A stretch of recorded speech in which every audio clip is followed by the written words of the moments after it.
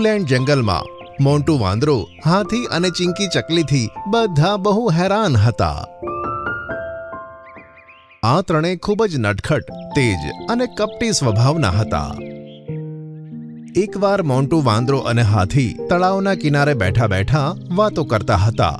એવામાં ત્યાં ચિંકી ચકલી આવી ગઈ. અરે, તમે બંને અહીંયા શું કરી રહ્યા છો? ચલો જલ્દી મારી સાથે આવો. શિયાળ અને સસલું બહુ જ બધું ખાવાનું લઈને હમણાં તેમની ગુફા તરફ જઈ રહ્યા છે. અરે વાહ, ચલો જલ્દી જઈને એમને લૂંટી લઈએ. એ જ વખત જંગલમાં એક જગ્યાએથી એક પરી જતી હતી. તેને જમીન પર એક બગીચો જોવા મળ્યો તો તે નીચે ઉતરી ગઈ. અહીંયા રોકાઈને થોડી વાર આરામ કરી લઉં છું. થોડી વાર પછી આગળ વધીશ. તેણે જાદુઈ લાકડી બાજુમાં મૂકી અને આરામ કરવા લાગી. થોડી વાર પછી આ ત્રણે જણા પણ તે બગીચા પાસેથી નીકળતા હતા. અરે અરે, પેલું જુઓ. તેમણે જોયું કે પરી આરામથી સૂઈ ગઈ છે અને તેની બાજુમાં જાદુઈ લાકડી પડી છે. અરે યાર, સમજો આપણે તો મજા જ મજા છે. પેલું જુઓ, પરીની લાકડી બાજુમાં પડી છે. એનાથી જ એ બધો જાદુ કરે છે. તો જલ્દી એ લાકડીને ઉઠાવી લો. આજ સાચો મોકો છે.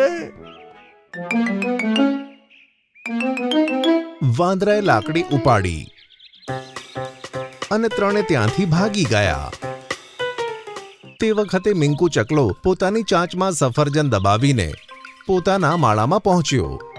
આજે તો ટીનુને મસ્ત સરપ્રાઈઝ આપીશ. તેણે સફરજનને ઘરમાં મૂક્યું અને ડાળી પર બેસી ગયો. થોડી વારમાં ટીનુ ચકલી ત્યાં આવી ગઈ. ઓ મારા પતિદેવ, આજે શું કંઈ ખાવાનું નથી મળ્યું કે આવા ખાલી હાથે બેઠા છો? અરે, ઘરની અંદર જઈને જોતો મારી જાન. તારા માટે એવી સરપ્રાઈઝ લાવ્યો છું કે એ જોઈને બૂમ પાડી દઈશ. તેની વાત સાંભળી ટીનુ ચકલી ઘરની અંદર ગઈ. તે જ વખતે આ ત્રણે જણા બધું છુપાઈને જોતા હતા. હવે જોજો કેટલી મજા આવે છે. વાંદરાએ કંઈક વિચારીને છડી ઘુમાવી. ત્યાં જ ટીનુ ચકલીના ચીસનો અવાજ છેક બહાર સુધી સંભળાયો.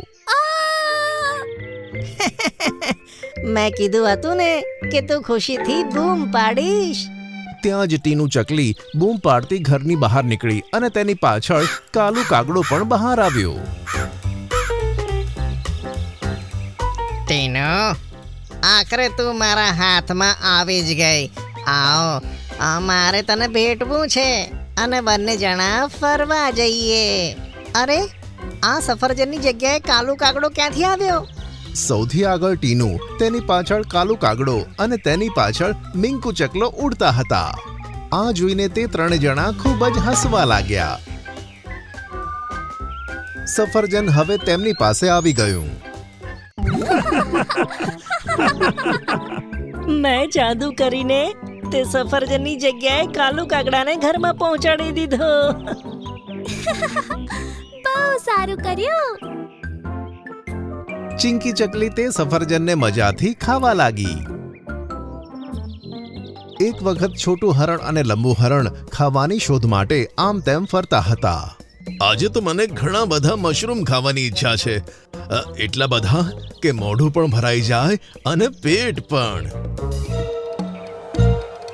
છોટું હરણ અને લંબુ હરણે ઘણીવાર આપણને ચોરી કરતા પકડાવ્યા છે ને. આજે બધાનો બદલો લઈ લઈશું.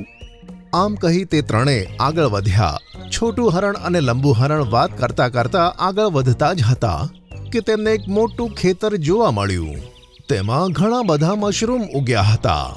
અરે વાહ, આટલા બધા મશરૂમ! મારું સપનું તો સાચું પડ્યું. તે બંને દોડીને ખેતરમાં ગયા અને બંને જણાએ એક જ વખતમાં ઘણા બધા મશરૂમ મોઢામાં મૂક્યા. વાહ, આટલા બધા મશરૂમ! તે બંને મશરૂમ ચાવતા જ હતા એવામાં બંને જણાને મરચું લાગ્યું. હે ભગવાન! ઉફ, આટલું મરચું! બંનેના કાનમાંથી ધુમાડો અને મોઢામાંથી હાય હાય નીકળવા લાગ્યા. તેમણે જોયું કે ખેતરમાં જે મશરૂમ ઉગેલા હતા તે ખરેખર તો મરચા હતા અને જે તેમણે ખાધા તે પણ લીલા મરચા હતા. અરે, અહીંયા તો લીલા મરચા જ છે. બંનેની હાલત ખૂબ જ ખરાબ હતી અને તે ત્રણેય જણા તેમની સામે આવ્યા. અમને તમે બંને જણાએ ખૂબ જ હેરાન કર્યા છે ને. હવે અમે તેનો બદલો લઈ લીધો. બોલો, બીજા મશરૂમ ખાવા છે? અત્યારે તમને બહુ જ મરચું લાગી રહ્યું છે. તમને પછી જોઈ લઈશું. આમ કહી બંને ભાઈ ઝડપથી તળાવ તરફ દોડી ગયા. આ બાજુ પણ પરી ઊંઘમાંથી જાગી ગઈ. તેણે તેની લાકડી ગાયબ જોઈ તો તે હેરાન થઈ ગઈ. અરે બાપરે, મારી છડી ક્યાં છે? જો તે અયોગ્યના હાથમાં જશે તો ખૂબ ખરાબ થશે. આમ કહી તે આકાશમાં ઉડતા ઉડતા એલાન કરવા લાગી. જો કોઈ પણ પ્રાણીને મારી છડી મળી હોય તો તે મને પાછી આપી દો. આમ એલાન કરતા કરતા તે આગળ વધતી હતી. તે ઘણા જાનવરોને પૂછતી રહી પણ કોઈને પણ લાકડી વિશે ખબર ન હતી.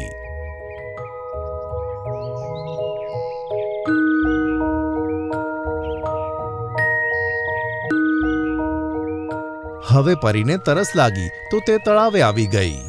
તળાવે તેને લંબુ અને છોટું હરણ મળ્યા. હું તે ત્રણેયને છોડીશ નહીં. આજે આપણને બહુ હેરાન કર્યા. હા ભાઈ, હજુ પણ મારા મોઢામાં લાય બળે છે. પાણી પીધા પછી પણ બહુ આરામ મળ્યો નથી.